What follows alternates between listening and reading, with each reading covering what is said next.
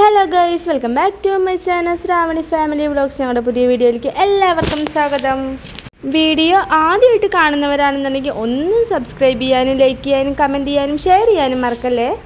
ഇന്നത്തെ വീഡിയോ നമ്മുടെ ഒരു ഗുരുവായൂർ ട്രിപ്പാണ്. 3 മണിക്ക് നീച്ച് ഞാനാണ്.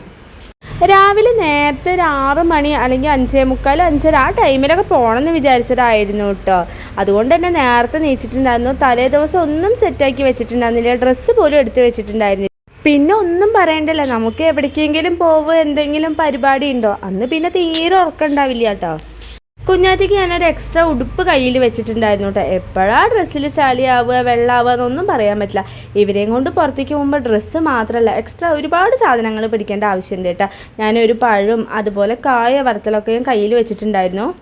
ഞാനൊരു പാക്കറ്റ് പാമ്പേഴ്സ് ഞാൻ ബാഗിൽ വെച്ചിട്ടുണ്ടായിരുന്നു കേട്ടോ. എപ്പോഴാണ് നമുക്കത് ആവശ്യം വരിക എന്ന് പറയാൻ പറ്റില്ല. അപ്പോൾ അതുകൊണ്ട് തന്നെ എല്ലാ സാധനങ്ങളും ഞാൻ ഒരുക്കാൻ വേണ്ടിയിട്ടാണ് കേട്ടോ നേരത്തെ തന്നെ നീച്ചിട്ടുണ്ടായിരുന്നു.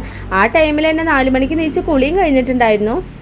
എത്ര നേരത്തെ നീച്ചാലും പിന്നെ നമുക്ക് ഉറക്കം വരില്ല. വേഗം നമ്മുടെ കാര്യങ്ങൾ കഴിഞ്ഞാൽ പിന്നെ പിള്ളേരെ റെഡിയാക്കിയിട്ട് നമുക്ക് വേഗം ഇറങ്ങിയാൽ മതിയല്ലോ. പിന്നെ ഫുൾ എൻ്റെ മേക്കപ്പായിരുന്നു കേട്ടോ. ഞങ്ങൾക്ക് 3 പേർക്കും ഇതേ ഒരേപോലത്തെ ഡ്രസ്സായിരുന്നു ഇട്ടുണ്ടായിരുന്നു. നമ്മുടെ കുഞ്ഞാച്ചിയുടെ ബർത്ത്ഡേ സെലിബ്രേഷൻ എടുത്തതായിരുന്നു ഈ ഡ്രസ്സ്. പിന്നെ ഇപ്പോഴാണ് കേട്ടോ ഞാൻ ഈ ഒരു മിഡി ഇടുന്നത് തന്നെ. മിഡിയല്ല, ധാവണി എന്ന് പറയാം. പിന്നെ എന്നെപ്പോലെ ഇങ്ങനെ ചെയ്യുന്ന ആരേലൊക്കെ ഉണ്ട്, നിങ്ങൾ ആരും കുറ്റം പറയരുത്.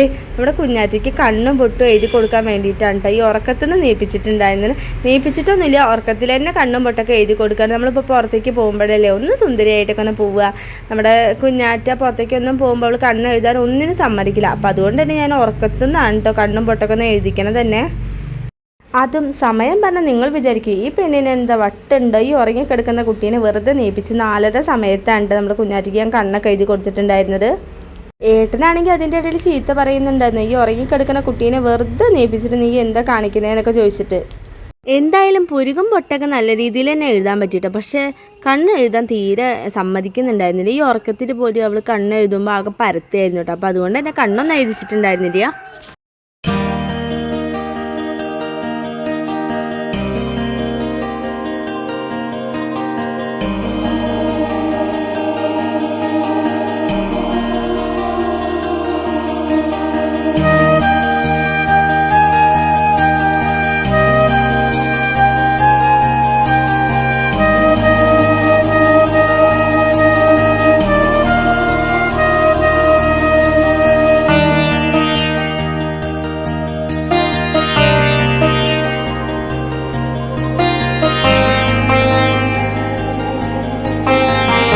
ഏകദേശം സമയമൊക്കെ ആയപ്പോഴേക്കും ഞാൻ സനുവിനെ നീപ്പിച്ചിട്ടുണ്ടായിരുന്നു കേട്ടോ. പക്ഷെ കണ്ടപ്പോൾ പാവം തോന്നിയിട്ട് വല്ല ഉറക്കം അപ്പിലായിരുന്നു കേട്ടോ. സനു നീച്ച് വന്നിട്ടുണ്ടായിരുന്നു. കുളി കഴിഞ്ഞിട്ട് പോലും തണുക്കണമെന്ന് പറഞ്ഞിട്ട് കുറച്ച് മൂടി ഇരിക്കുന്നതാണ് കേട്ടോ കാണുന്നത്. കുളിയൊക്കെ കഴിഞ്ഞിട്ട് പിന്നെയും കുറച്ച് നേരം പോയി കിടന്നുറങ്ങിയിട്ടുണ്ടായിരുന്നു കേട്ടോ. അപ്പോൾ അതുകൊണ്ട് തന്നെ ഞാൻ കട്ടിലിൽ കിടത്തിയിട്ടുണ്ടായിരുന്നില്ല. നമ്മളിപ്പോൾ ഉറങ്ങി നീച്ചതല്ലേ, അമ്പലത്തിലേക്കല്ലേ പോണത്. അപ്പോൾ അതുകൊണ്ട് ഞാൻ കട്ടിലിൽ കിടക്കണ്ട, എന്നിട്ട് സോഫയിൽ കിടക്കാൻ പറഞ്ഞിട്ട് സോഫയിലാണ് കേട്ടോ അവൾ കിടന്നുറങ്ങിയിട്ടുണ്ടായിരുന്നത്. ഗുരുവായൂർ അമ്പലത്തേക്ക് പോവാന്ന് പറഞ്ഞിട്ട് കുറേ നാളായിട്ടുണ്ടായിരുന്നു കേട്ടോ. എന്താ പറയുക, എനിക്ക് അമ്പലങ്ങൾക്ക് പോകാനൊക്കെ പറഞ്ഞാൽ ഭയങ്കര ഒരു വിശ്വാസമുള്ള കാര്യം തന്നെയാണ് കേട്ടോ. നമ്മുടെ സനിക്കുട്ടിക്ക് വയ്യാണ്ടായപ്പോൾ ഞാനിങ്ങനെ അവൾക്ക് തുലാഭാരം ഗുരുവായൂർ അമ്പലത്തിൽ ചെയ്യാമെന്ന് നേർന്നിട്ടുണ്ടായിരുന്നു. പക്ഷെ നമുക്കങ്ങനെ ആ ടൈമിൽ പോകാൻ പറ്റിയിട്ടുണ്ടായിരുന്നില്ല. ഈ ഒരു ഇപ്പോഴാണ് കേട്ടോ സത്യം പറഞ്ഞാൽ പോവാനായിട്ട് തന്നെ അവസരം കിട്ടിയത്. അപ്പോൾ ഏട്ടൻ വന്നിട്ടുണ്ട്. അപ്പോൾ നമ്മൾ പെട്ടെന്ന് അങ്ങനെ വന്ന സ്ഥിതിക്ക് എന്തായാലും വേഗം പോകാമെന്ന് തീരുമാനിച്ചതാണ് കേട്ടോ. കുറേ മുൻകൂട്ടിയിട്ട് ഇന്ന ഡേറ്റിന് പോവാം, ഇത്രാം തീയതി പോവാന്നൊക്കെ വിചാരിച്ച് ഒരിക്കലും നടക്കാറില്ല കേട്ടോ. അപ്പം അതുകൊണ്ട് തന്നെ നമ്മൾ എപ്പോഴാണോ ഒഴിവ് കിട്ടുക ആ ഒരു ടൈമിൽ വേഗം പോവുകയാണ് കേട്ടോ ചെയ്യാറുള്ളത്. സനുക്കുട്ടി കണ്ടില്ലേ, റെഡി ആയി കഴിഞ്ഞിട്ടും പിന്നെ ഉറക്കം തന്നെയായിരുന്നു കേട്ടോ. പിന്നെ നമ്മുടെ കുഞ്ഞാറ്റേനെ ഞാൻ തല നനപ്പിച്ചിട്ടുണ്ടായിരുന്നില്ല. അപ്പോൾ ഉറക്കത്തിൽ നിന്ന് തന്നെയാണ് കേട്ടോ ഫുള്ള് മേക്കപ്പൊക്കെ ചെയ്തിട്ടുണ്ടായിരുന്നു. വണ്ടിയിലൊക്കെ പോകുമ്പോൾ ഇതുപോലുള്ള ഫുൾ പാവാടയൊക്കെ ഇട്ട് പോവുക എന്നുള്ളത് ഭയങ്കര റിസ്ക് തന്നെയാണ് കേട്ടോ. പിന്നെ നമ്മൾ അമ്പലങ്ങളിലേക്കൊക്കെ പോകുമ്പോഴല്ലേ ഇങ്ങനത്തെയൊക്കെ ഇടുള്ളൂ. സാരി എടുക്കാൻ അറിയാത്ത കാരണം പിന്നെ സാരിയിൽ പരീക്ഷണമൊന്നും ഉണ്ടായിരുന്നില്ല. അതുകൊണ്ട് തന്നെ വേഗം ഇറങ്ങാൻ പറ്റിയിട്ടുണ്ടായിരുന്നു. നമ്മളൊരു 6 മണിയൊക്കെ ആയപ്പോൾ തന്നെ ഇറങ്ങിയിട്ടുണ്ടായിരുന്നു കേട്ടോ. വീട്ടിൽ നിന്ന് നേരത്തെ ഇറങ്ങിയ കാരണം നമ്മളൊന്നും കഴിച്ചിട്ടൊന്നും ഉണ്ടായിരുന്നില്ല. നമ്മളിതാ പോകുന്ന വഴിക്ക് പൂരി മസാല കഴിക്കുകയാണ് കേട്ടോ ചെയ്തിട്ടുണ്ടായിരുന്നത്. ഒക്ടോബർ 2-ാം തീയതിയിലത്തെ വീഡിയോ ആണ് കേട്ടത്. എഡിറ്റ് ചെയ്യാൻ കുറച്ച് ലേറ്റായി എന്ന് മാത്രമേ ഉള്ളൂ. പിള്ളേർക്ക് സ്കൂളൊന്നും ഇല്ലാത്ത കാരണം പിന്നെ ഒക്ടോബർ 2 ഗാന്ധി ജയന്തി ആണല്ലോ. അതുകൊണ്ട് തന്നെ അത്യാവശ്യം നല്ല തിരക്കുണ്ടായിരുന്നു കേട്ടോ നമ്മുടെ ഗുരുവായൂർ അമ്പലത്തിൽ. ഇന്നിപ്പോൾ സൺഡേ ഒന്നും അല്ലല്ലോ, അതുകൊണ്ട് തന്നെ ഞാൻ ഇത്രയും തിരക്കുണ്ടാവുമെന്നൊന്നും വിചാരിച്ചിട്ടുണ്ടായിരുന്നില്ല കേട്ടോ. എന്നാൽ പോലും അത്യാവശ്യം നല്ല പോലെ തന്നെ തിരക്കുണ്ടായിരുന്നു.